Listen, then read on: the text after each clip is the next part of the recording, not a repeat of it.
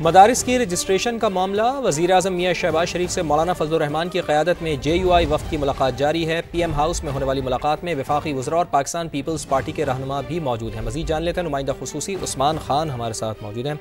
Usman, मदारिस bill के तनाजुर में बड़ी अहम मुलाकात है ये।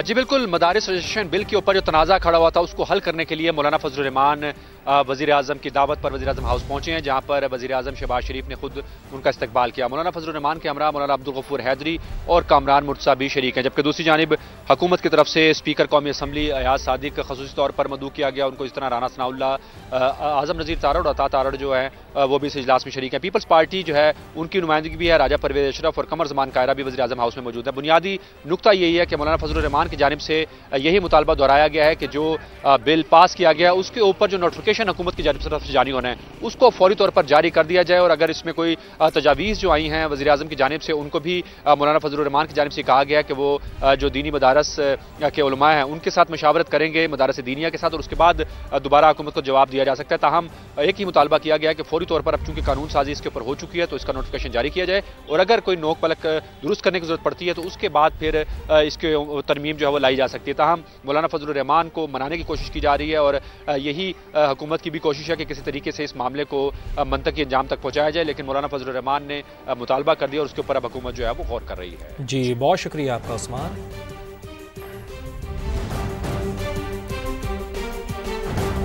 सरबरा MQM खालिद मकबूल सिद्दीकी ने कहा है कि 26वीं तरमीम में मौलाना फजलुर रहमान की गुजारिशात को शामिल और मंजूर किया गया। अब उलमा और मौलाना फजलुर रहमान का मौक़िफ़ और हुकूमती तजावीज़ सामने रख कर हल निकाला जाए।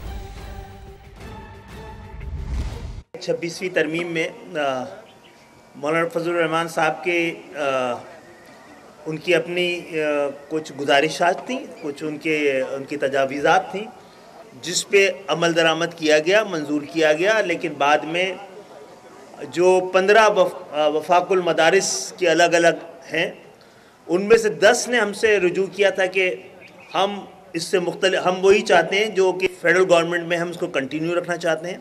फिर हम मौलाना साहब के पास गए थे उनका नुक्ता नज़र समझने के लिए। उनकी कई चीज़ों में